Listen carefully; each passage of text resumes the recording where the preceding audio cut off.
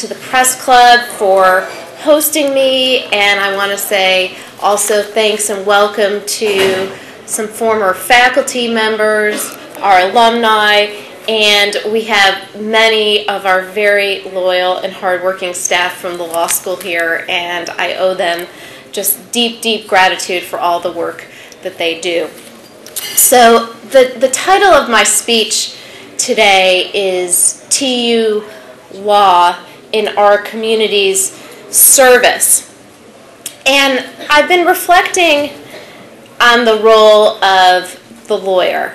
The lawyer as an officer of the court sits in a very unique, a very special place between the public and the private sectors. And I'm poignantly reminded of this about every 6 months when I go and celebrate with our students when they're sworn in to the bar.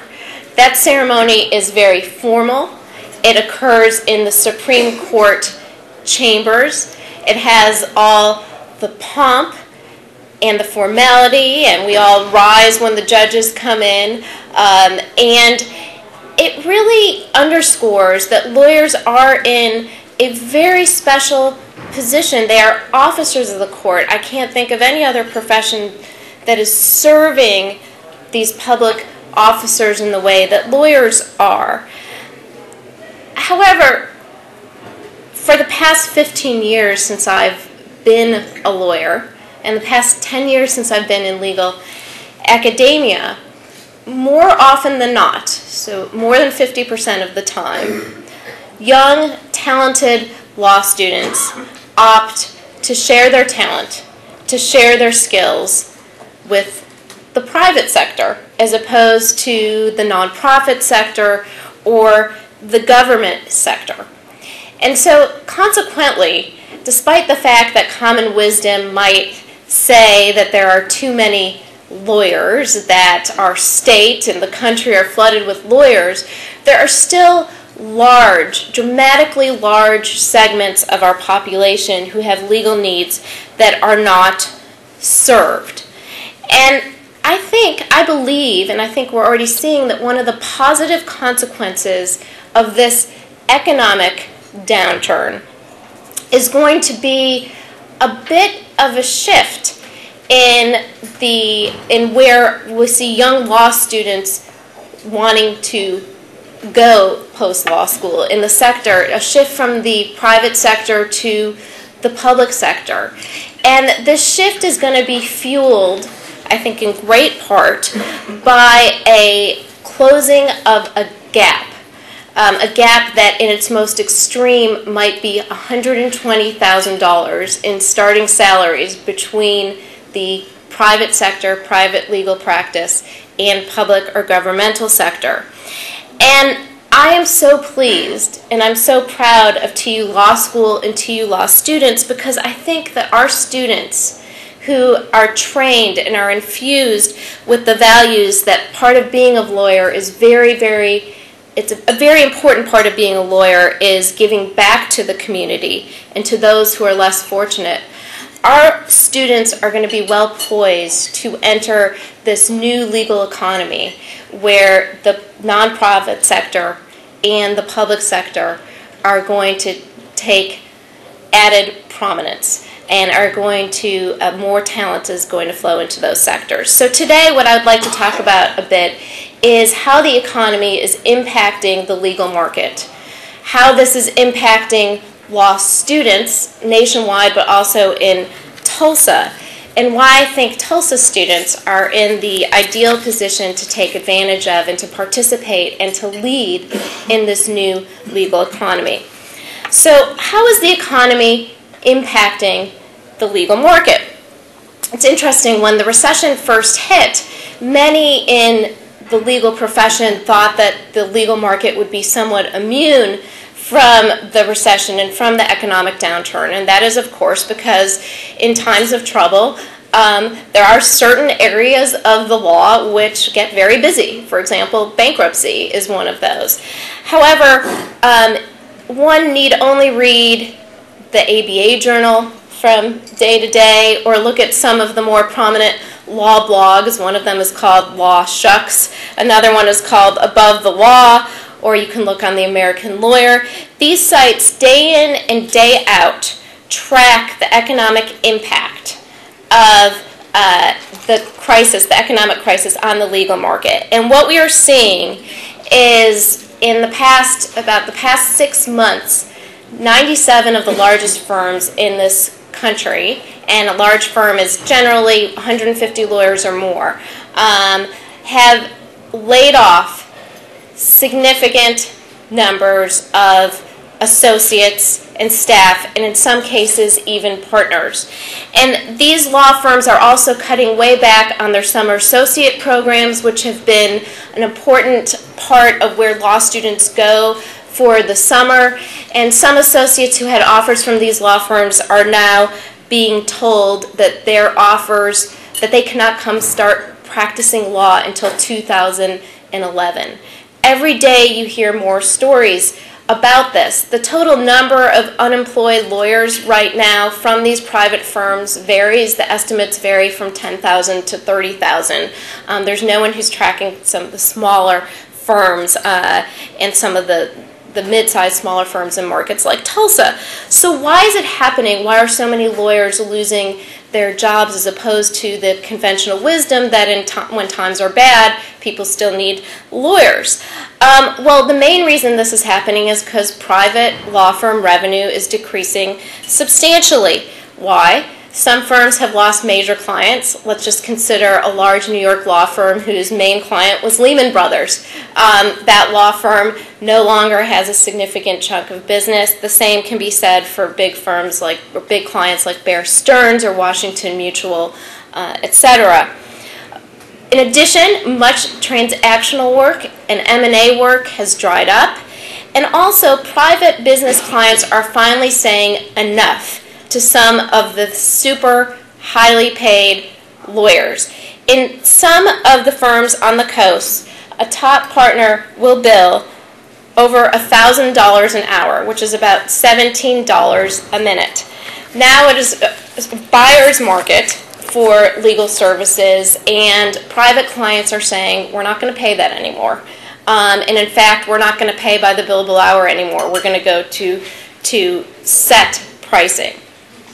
So what does this mean for law students? Well, in May, there will be 43,000 law students who will be receiving degrees. Over half of those hope to work in the private sector. We have 140 TU law students who we're very proud of who will be receiving JD degrees.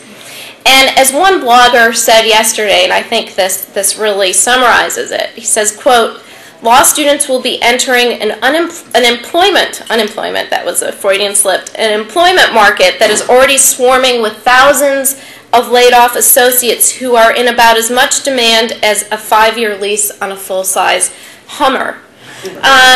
So what are we doing at TU? One of the things that I'm doing is I'm starting a TU Law First campaign. I'm going to be targeting some of those of our alumni in this room, and I'm going to be touring the local firms in Tulsa and telling the story of TU Law, which is a story of great strategic focus, of great progress, and of great opportunity.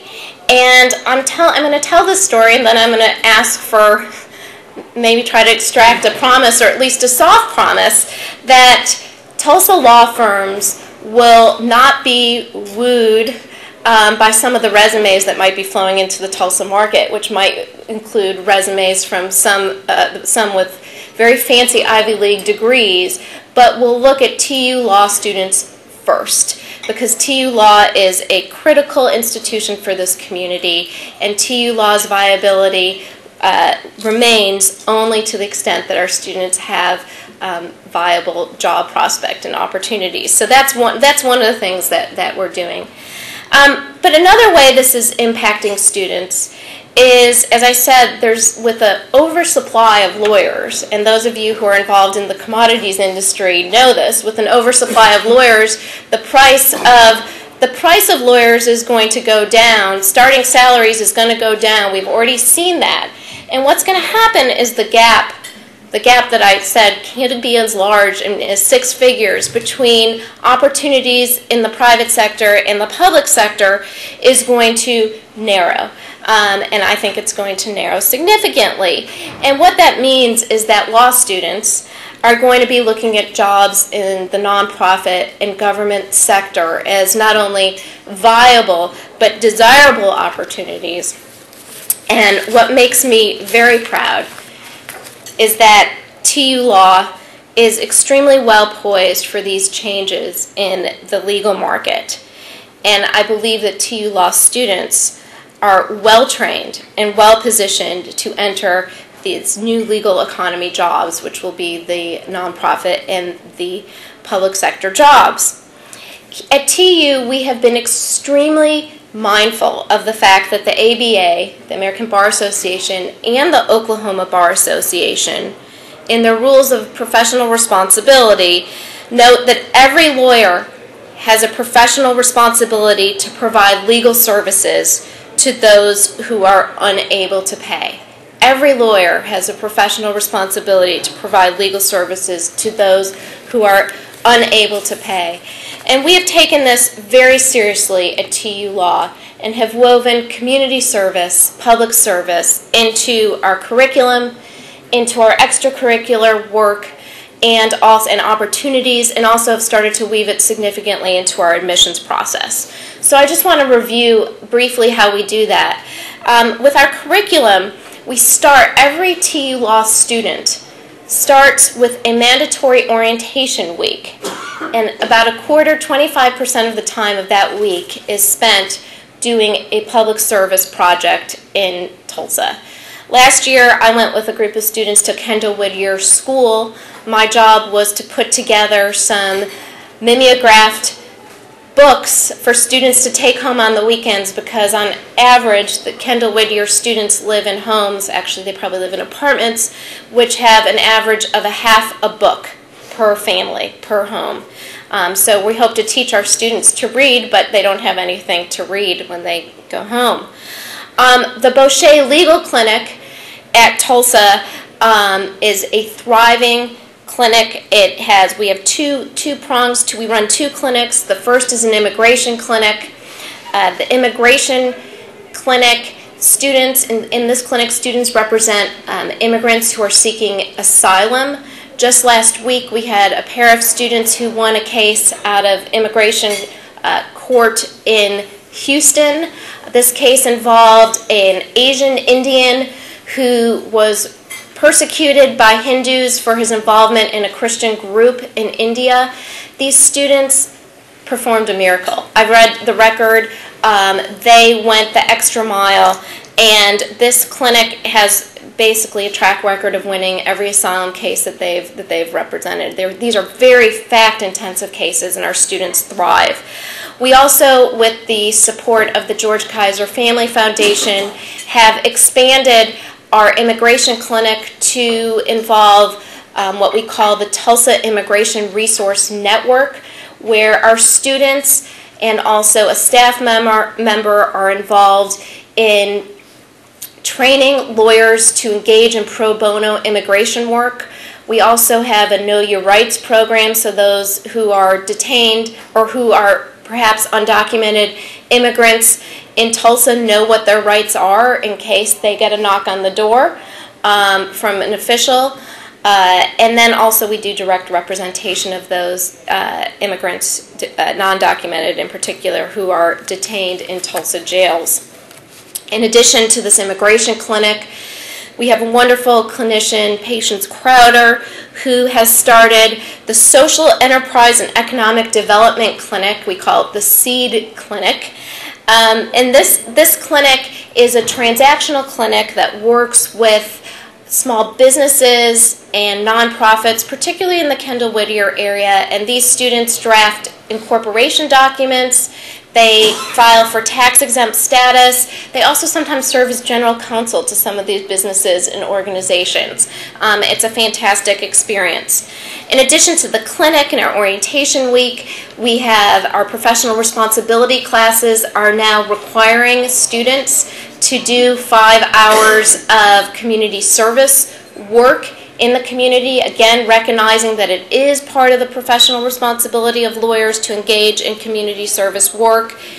And we also have started a federal criminal law practicum this semester. It was started at the request of Chief Judge Claire Egan, who was getting increasingly concerned about the fact that young lawyers, particularly those who were interested in criminal law, tended towards the prosecution side and didn't spend a lot of time learning about best practices in criminal defense work, in this case particularly federal criminal defense work. So we have our students engaged in the courthouse once a week, working through cases with judges, members of the probation office, public defenders, and it's been a real success.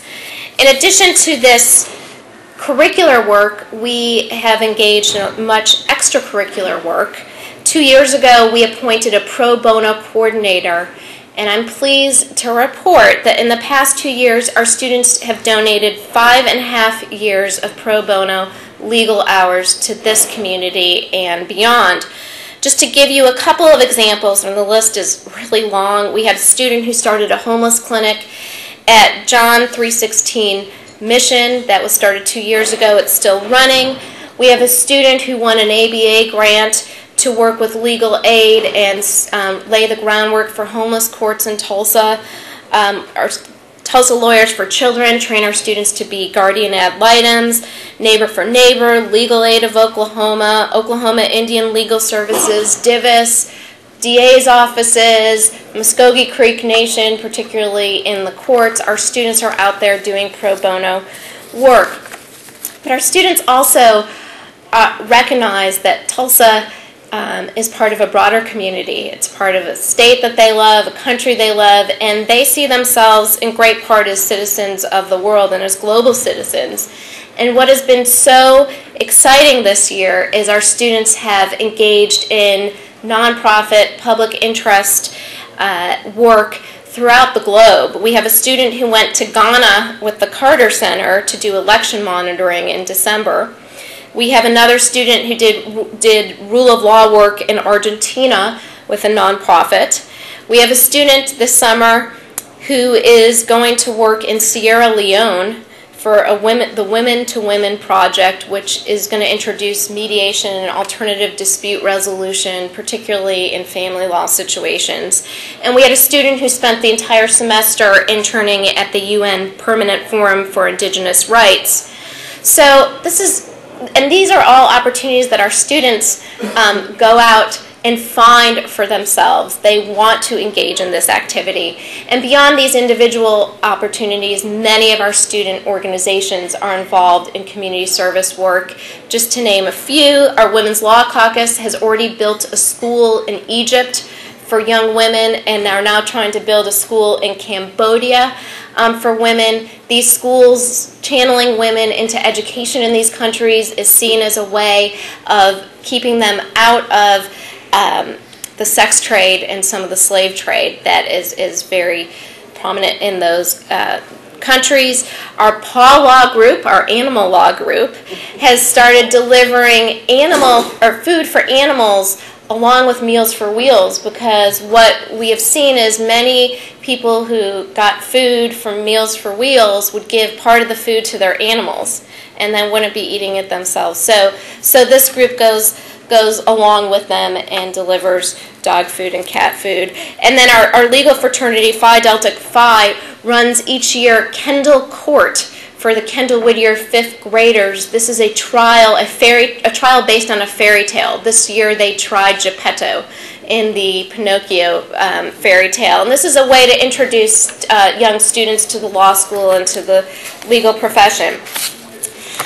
And then finally, we've started looking at public service and commitment to public service in making our admissions decisions. This year we rolled out an Excellence in Education Scholarship Program, and which is a full tuition scholarship plus a living stipend. And we get so many very talented, academically impressive students. But what distinguishes the students who are awarded these scholarships is their commitment in their that's shown through their application, their commitment to public service. And so I just want to read a quote for one student. This is what she wrote in her application, which preceded her time at the law school. And it's about her view of what community service is and how important public service is. She writes, "I think leadership and community involvement is more than just a title or a position or your placement on a board of directors.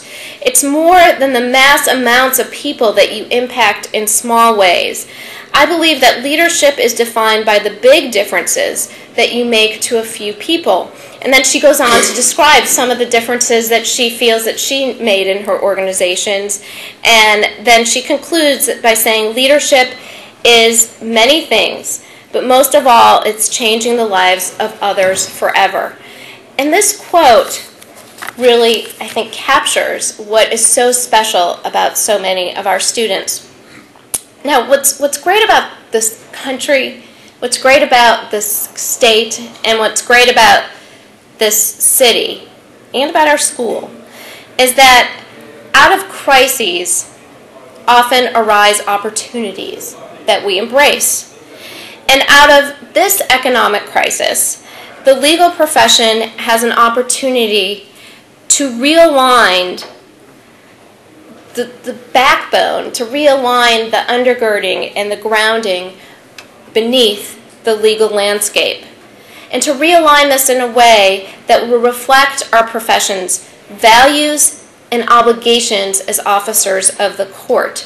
It is a true opportunity to recapture the once vaunted role and perception of the lawyer and what the lawyer can contribute to our communities. Now, I know our students well, and I have seen the work that they do and the empathy that they demonstrate to others, particularly others most in need. And I know that they will be in the forefront of these changes in the new legal economy. It is an honor to represent these students. It is an honor to share with you our story and their story. It makes me extremely proud to lead TU Law School. Thank you.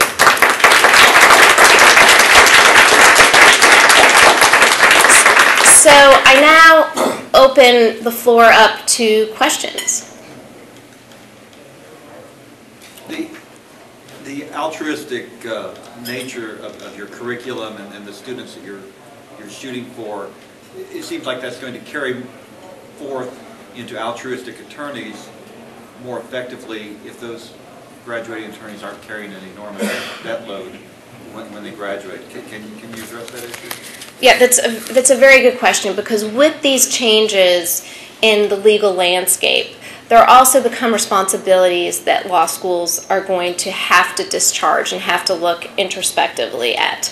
The price of law school, particularly private law school, but also public law school, has increased dramatically. Our students, I asked our Dean of Students last night, our students who graduate with an average debt load of somewhere between $90,000 and $98,000. And I will say that TU Law School, I just checked this morning, there's 110 private law schools. There are only 11 that are less expensive than us, meaning that we are very reasonably priced for private law school. We are going to have to keep our costs in check, and we are going to have to make sure that our tuition does not rise at a rate that really, again, sets us into this spiral where students are not going to be able to enter the nonprofit and the government markets. We are doing that. We, as many of my colleagues who are sitting here know, have been engaged in a very significant budget cutting cost-cutting and realignment of our budget and our expenditures in a way that furthers our goals, one of which is, or the most important, is to serve our students and make sure that they're able to enter the markets that they hope to enter.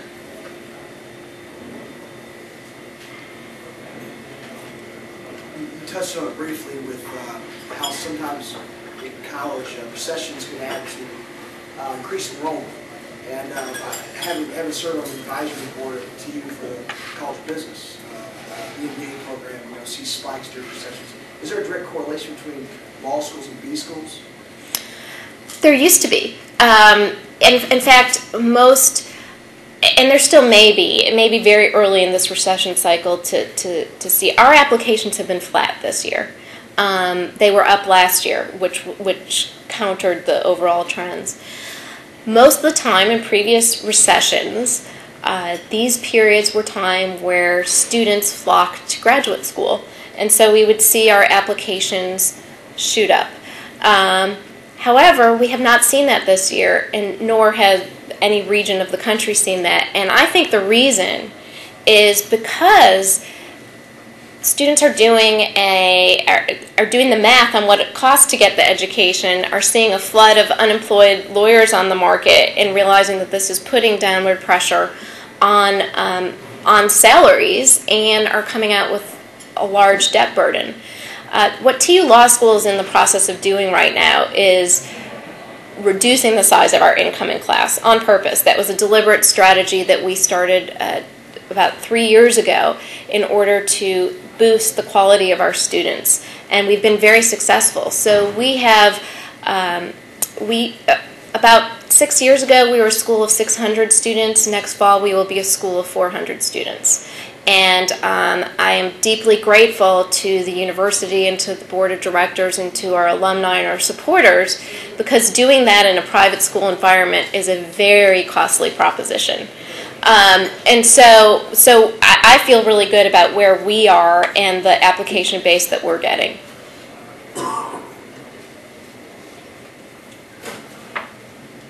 Ask one.